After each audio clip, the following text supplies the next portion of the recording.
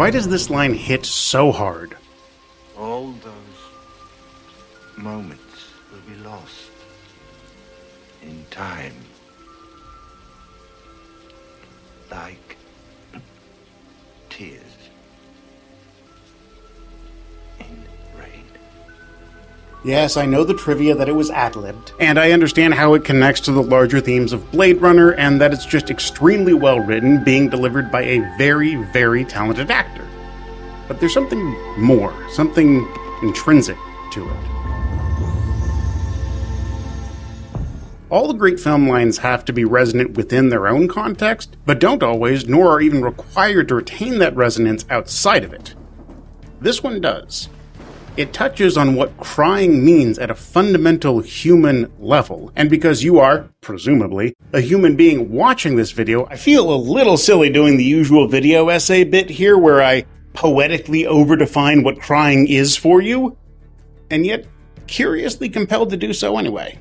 Crying is the most primal conveyance our species has. The first thing we do when born is cry. Then as we grow and develop new communication skills, crying becomes increasingly less necessary, frequent, or even socially permissible, though never entirely vestigial. Every one of you out there knows that there's been times when you are in so much pain, be it physical or emotional, that you are possessed by the need to cry. When all other forms of expression are exhausted or insufficient, you do not have a choice but to bawl your eyes out. Crying becomes autonomic. You couldn't turn off the waterworks even if you tried. Cinema, however, has had a curiously fraught relationship with representing such a universal experience. While it's gotten less ubiquitous, the Hollywood cry was a point of mockery for as far back as I can remember. You know the one. The single tear streaming down the cheek of an otherwise perfectly composed face. It's a very pretty tableau, which is the problem. Crying is not pretty, it's ugly. It feels gross and embarrassing, and while a good, hard, slobbering sobbing can feel nice as an emotional release valve when you need it,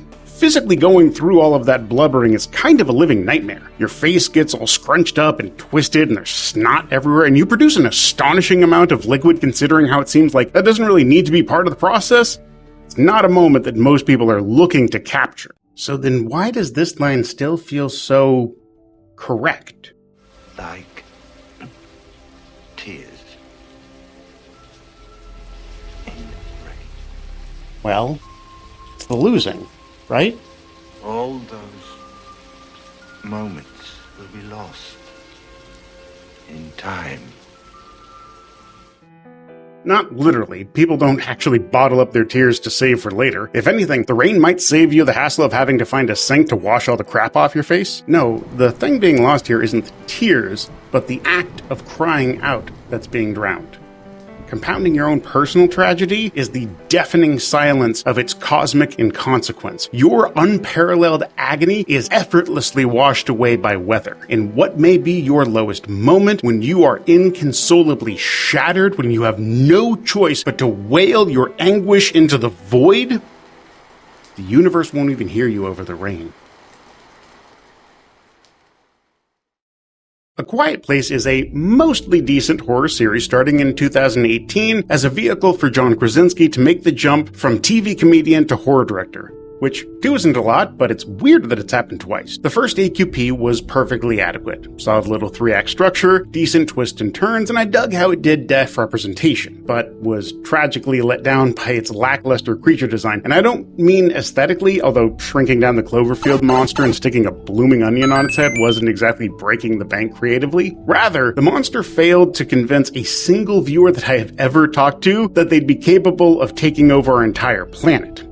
If you didn't know, A Quiet Place is actually an alien invasion flick with the gimmick that humanity has been brought to the edge of extinction by these comet-riding clowns. They're blind, but they have super hearing and hit like a truck, meaning that making too much noise around them is usually a death sentence.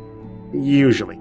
See, our cochlear-faced friends don't seem to have the best object permanence, and they also don't echolocate, so while they may be able to pick up on a small to medium decibel bang from a couple of miles away, inevitably every entry in the franchise has had a scene where one of these dorks is skulking around in the same room as our human protagonists who need to stay extra super duper quiet to avoid getting squished by these interplanetarily powerful noise receptors that can't even register a heartbeat from a few centimeters away. What makes them even less credible as a threat is that they seem to be perfectly susceptible to bullets. Okay, you have to flashbang them first, but then they're perfectly susceptible to bullets, which is something that a 14-year-old on Call of Duty could probably handle. Also, I've seen no indication whatsoever that they have any kind of resistance to just getting carpet bombed by an AC-130. This might seem nitpicky, but if you've seen the movies, you know how distractingly immersion-wrecking this gets, and how it decimates the off-the-grid survivalist post-apocalyptic vibe that the movie is going for. If anything, take it as a compliment that the rest of the movie isn't dragged down more by its ostensibly world-conquering antagonist being a straight downgrade of the dude from Don't Breathe.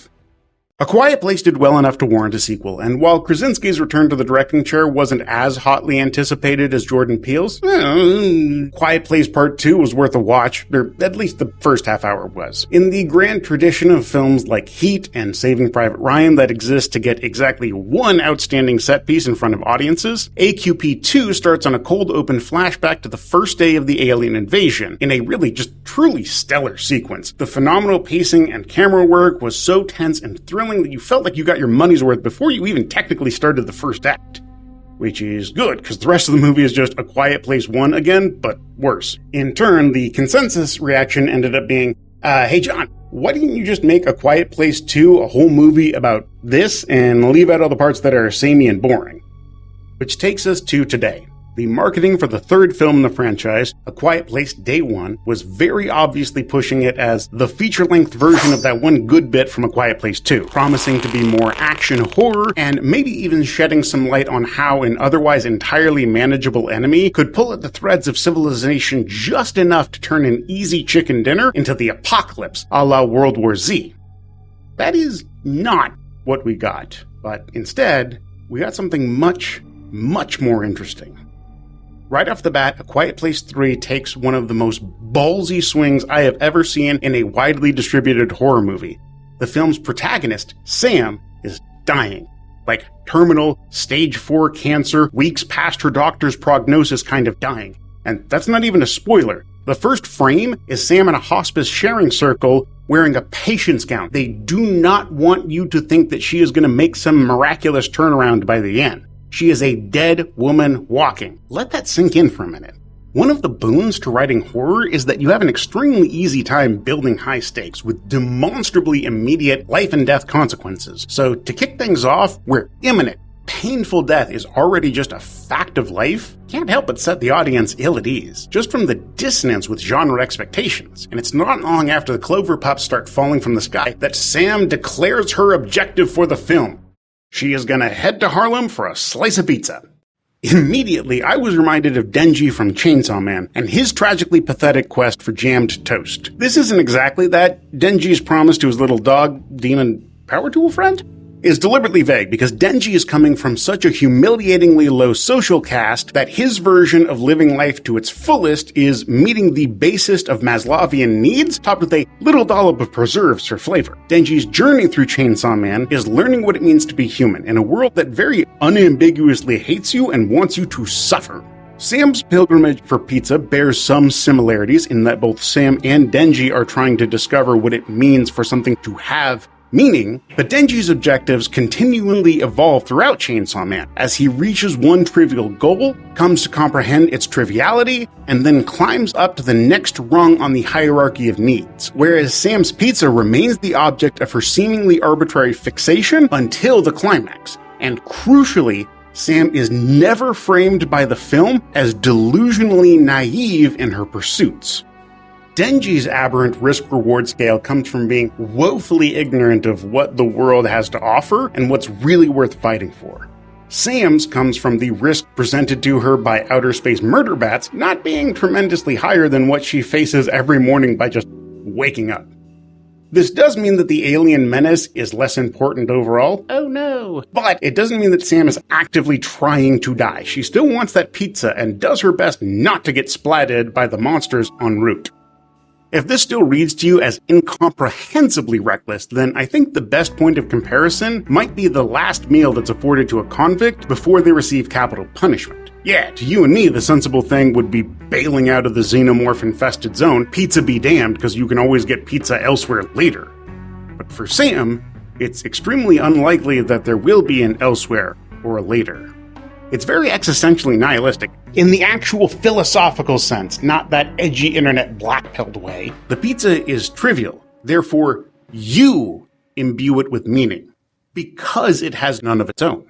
This is nowhere better exemplified in the film than when Sam and another survivor break into an apartment for shelter during an electrical storm. They use the delay between lightning and thunder to mask the noise from the kicks that they need to break down the door. Once inside, the two survivors collapse onto a couch as the unbearable weight of witnessing the end of days crashes down on them. They take it in turn to exploit the mask of thunder once again, but this time just to have an opportunity to scream out their pain. And this is a perfect microcosm of everything that this video has been about. Does the screaming help their chances of survival? Nope, hurts it if anything, but it feels right nonetheless. It feels needed. Because if the universe doesn't care if you're screaming at the top of your lungs, why should you care if it can hear you? Scream with the thunder, cry with the rain, because you have to, and that in and of itself means something. To have your screams deafened by thunder, your tears washed away by rain, means that they were there and that you felt them. Maybe no one will notice, and eventually no one will remember, but that is still enough. It meant something. It meant everything to you in that moment, and you will never lose that moment.